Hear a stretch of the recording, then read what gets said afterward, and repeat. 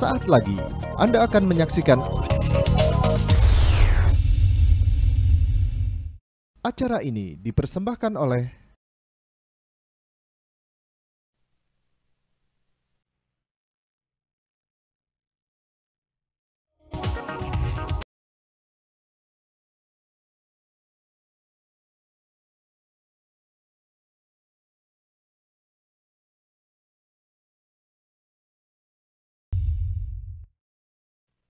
Halo pemirsa Jak TV, kembali lagi bersama saya Intan Erlita dalam program Galeri Publik. Dan pemirsa, semua kali ini kita akan berbincang-bincang mengenai peran PPNS atas tindak pidana terkait dengan kekayaan intelektual. Tapi sebelum itu, saya ingin mengingatkan kepada pemirsa semua untuk selalu menaati protokol kesehatan yang dianjurkan oleh pemerintah dengan cara menaati 5M, yaitu memakai masker, menjaga jarak serta menghindari kerumunan, mencuci tangan dengan sabun di air yang mengalir, dan juga mengurangi mobilitas agar kita dapat mengurangi penyebaran virus COVID-19 ini ya. Jadi kita harus berdamai nih sama kondisi kali ini nih agar kehidupan kita bisa kembali normal di era new normal. Jadi ayo kita lindungi diri sendiri dan orang-orang yang kalian sayangi, perkuat iman dan perkuat imun agar selalu aman. Amin amin ya robbal alamin. Nah pemirsa semua, sangat menarik sekali topik kita pada malam hari ini, yaitu terkait peran penyidik pegawai negeri sipil terkait dengan pelanggaran kekayaan intelektual. Nah ini kita mesti paham nih, karena saat ini kan kita tahu ya banyak sekali namanya barang-barang bajakan ya kan, atau peredaran barang yang disinyalir palsu yang berada di Jakarta. Nah sebelum kita mengetahui bagaimana peran dan yang dilakukan apa nih kira-kira tindak pidana yang diterima oleh para pengedar ini, sebelumnya kita saksikan dulu yuk VT berikut ini.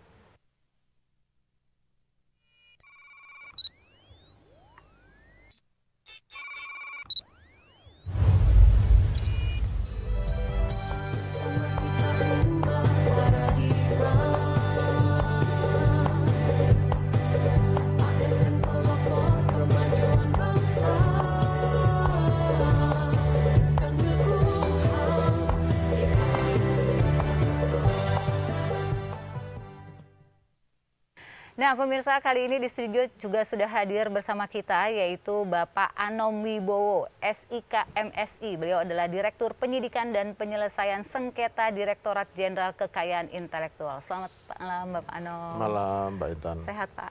Alhamdulillah ya. Alhamdulillah.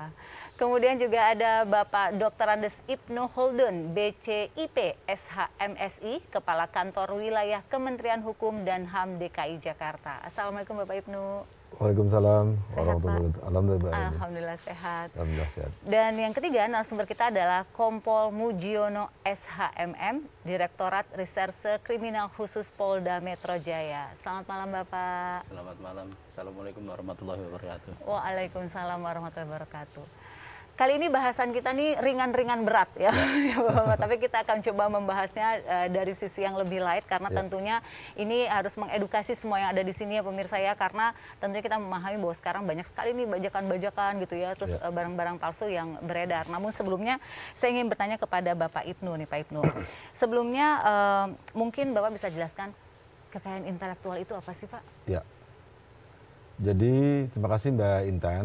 Jadi hak kekayaan intelektual adalah sesuatu yang timbul bagi hasil olah pikir yang menghasilkan suatu produk, apakah itu barang atau jasa dan proses ya, yang berguna bagi manusia, yang pada intinya HKI adalah hak untuk menikmati secara ekonomis hasil dari suatu kreativitas intelektual. Seperti itu. Jadi sesuatu yang dihasilkan yang gitu dihasilkan, ya, dihasilkan kemudian itu nanti akan menjadi nilai ekonomis Betul. tersendiri ya bagi yang menghasilkan itu ya. Baik itu produk maupun jasa seperti itu. Baik, ini menarik sekali nih. Jadi kalau misalnya kita mengetahui, kan kadang-kadang banyak kita mendengar nih Pak ya, kayak kekayaan intelektual gitu ya. Mungkin tidak semua orang mengetahui ternyata kekayaan intelektual itu adalah sesuatu yang kita hasilkan atau yang kita ciptakan, baik bentuknya produk maupun jasa, mungkin seperti itu bisa ya Pak ya. Oke baik. Selanjutnya kepada Pak Anom nih, Pak Anom. Apa sih Pak yang dimaksud dengan PPNS itu Pak? PPNS itu ada di dalam pasal 6 ayat 1 Undang-Undang nomor 8 tahun 81 tentang Kitab Undang-Undang Hukum Acara Pidana. Disebutkan bahwa PPNS adalah pejabat pegawai negeri sipil yang oleh undang-undang diberikan kewenangan secara khusus.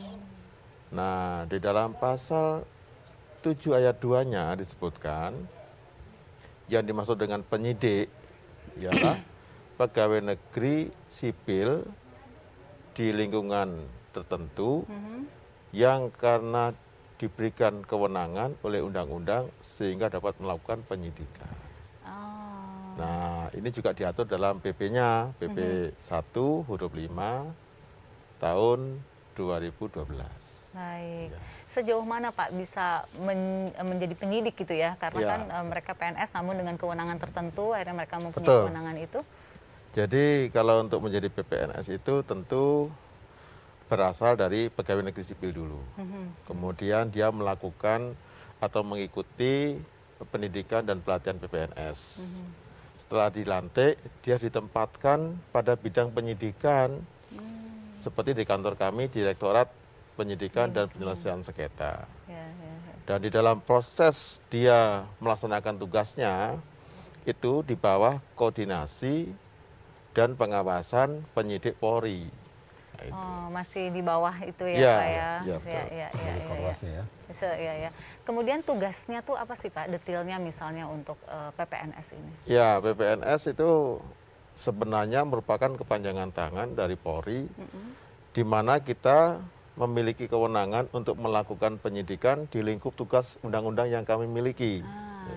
Ya, ada juga PPNS yang tidak dalam pengawasan Korwas seperti imigrasi atau mungkin bea dan cukai. Tetapi kalau di bidang kekayaan intelektual ini masih dalam koordinasi dan pengawasan penyidik Polri. Baik, jadi kita tahu nih ya kewenangannya ya. Jadi kita nggak usah kaget nih kalau tiba-tiba misalnya kok dia PNS tapi dia bisa menyelidiki karena memang ada undang-undang yang dimana mereka memang diberikan kewenangan gitu ya, walaupun mereka masih di bawah dalam pengawasan Polri sendiri ya, seperti itu ya Pak ya. Baik, nah sekarang saya mau bertanya dengan Pak Mujiono nih. Pak Mujiono, gimana nih peran dan fungsi Korwas PPNS terhadap pelanggaran kekayaan intelektual? Begitu mereka menemukan, bagaimana perannya sejauh mana? Baik, terima kasih. Selamat malam. Bahwa peran PPNS dan kami, Korwas penyidik kepolisian, kita sama-sama bersinergi dan berkolaborasi tentunya dengan PPNS di kekayaan intelektual melakukan penyidikan dan pengawasan terhadap undang-undang kekayaan intelektual. Jadi memang kita mendampingi rekan-rekan PPNS. Ya. Jadi di lapangannya rekan-rekan PPNS itu didampingi dari kepolisian seperti itu. Iya. Baik.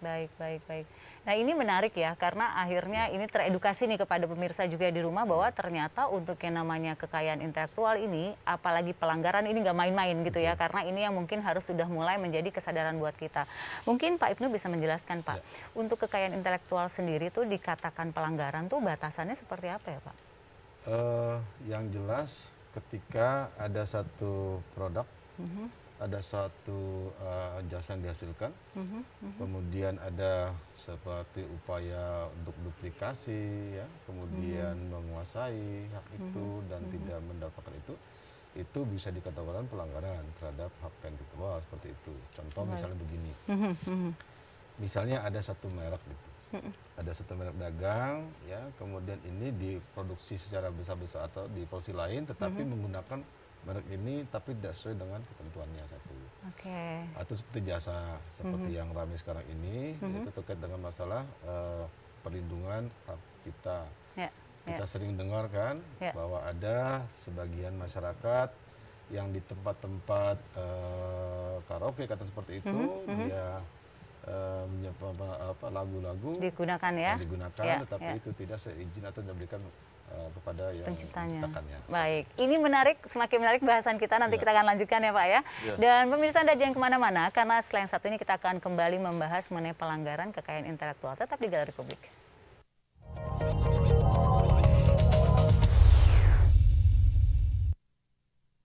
Acara ini dipersembahkan oleh